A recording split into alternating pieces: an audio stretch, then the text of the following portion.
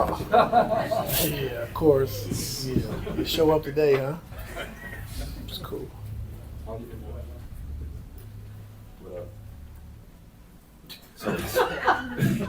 I mean, there was a big trade this weekend, but how do you feel about Drew Eubanks and Patty Mills debuting today? Feel good. We got to get him up to speed of what's going on. But two solid guys, that you would love to have on your team. Plays the right way, plays hard, competes. And, sorry for Mo. Mo did a good job. He came in, he was injured and hurt, so he had to work his way back. But he did a good job for us. And so, sad to see Mo go. Just in light of the other trade that happened in LA over the weekend, where do you see your team right now? This is the trade that. See what? Where do you see your team right now? Surpass expectations. I think we passed that part of things. Looking ahead, do you feel like this team has what it needs right now to make a deep run? And if not, what do you feel like is missing? Yeah, I do feel that way. I mean, once we're able to get Kawhi's minutes to where we need to get him to, and he's 100% meaning timing, meaning just conditioning wise. We can make a run. We can beat any team. If we don't play the right way, we can lose to any team. And so we do have enough in this room. I mean, in the locker room to win games and go deep in the playoffs. And so we just gotta have the right mindset. Play for each other, and anything can happen. I think this room has enough depth too. With Patty and Drew, though, what do you think? Have you had conversations yet about kind of what you envision doing, or what do you just yourself? Not yet. What do you envision kind of helping out? Do you have anything for that as well? Not yet. I guess I'll ask you about the big trade this weekend, the other one. I guess what was your reaction to that big deal this weekend? I thought Sham's Twitter got hacked, like everybody else did, But it had to be, a reason for it. Both teams feel like they got better. AD's a hell of a player, on both sides of the basketball. And Luka's a hell of a player who's given me nightmares in the playoffs for a long time, So they're both great players, and both teams must seem the fit would be better for them. So I'm not quite sure. You're on tie. No, somebody called me. I don't have Twitter, of course, but it got back to me, So I about to say it couldn't be true, but it was true. Can I ask a question?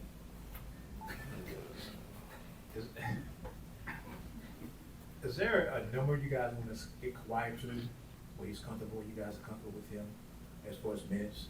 What would that number be? Me? Yeah, you. Yeah, I would like to get him around 36 if I could.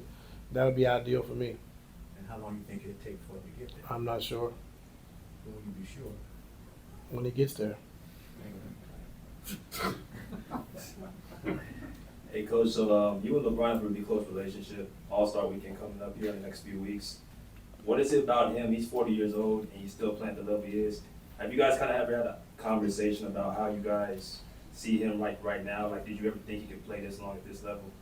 I did. I mean, his greatness, for one, but the hard work he puts in every single day.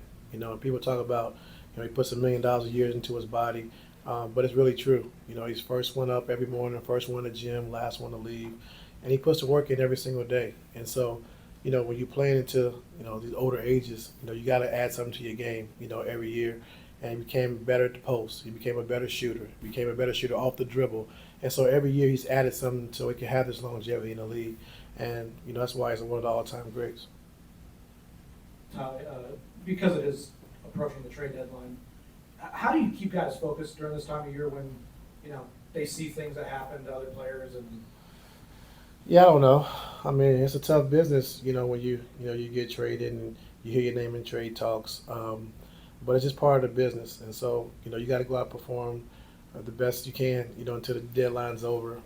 But you can't tell a certain person how to handle it. It's different for each person and how they handle it and how they go about it, So it's just a tough time of the year. how did you handle it when you played? It didn't matter. Do you not care if you got traded, or? No. I like change. Yeah. Don't say that too loud. I like change. Coach, I wanted to ask you about this Lakers team. On Saturday, they went small with about 7 minutes left against New York. Rui, Braun, now Finney Smith, Vanderbilt. what type of problems does this team present when they do go small, defensively and offensively? What do you guys see? One, they can switch 1 through 5 to make teams stagnant, because they're really good defensively.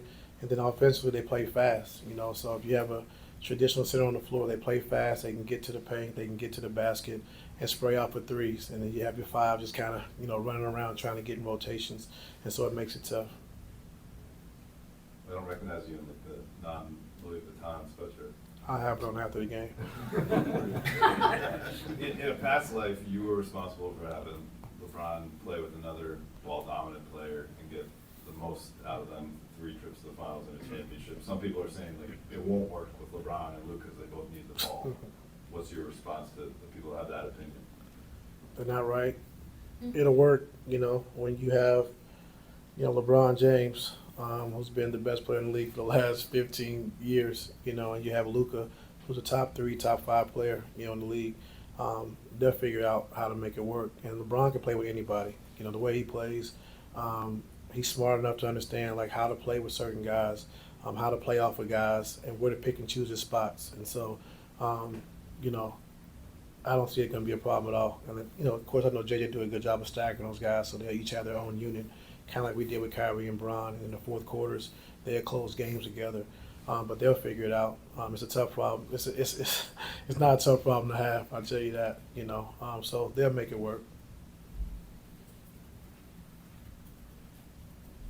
Hey Ty, on that note, just as context, that first year that LeBron and Kyrie played together, how short or long of a process do you think it took before you saw both their talents being fully blended together?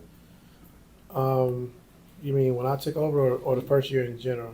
Yeah, first year in general, once LeBron and Kyrie were playing together. Yeah, I mean, when you have 2 guys that can score at will, can make plays at will, you can't really stop them one-on-one.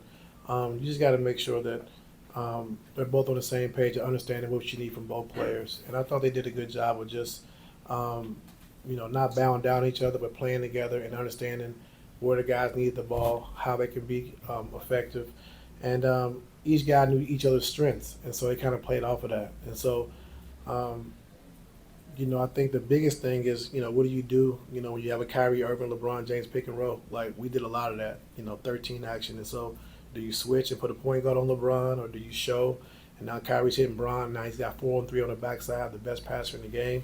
And so just, using those guys in different ways to be effective and using their strengths. I thought we did a good job with that in Cleveland. Thank you.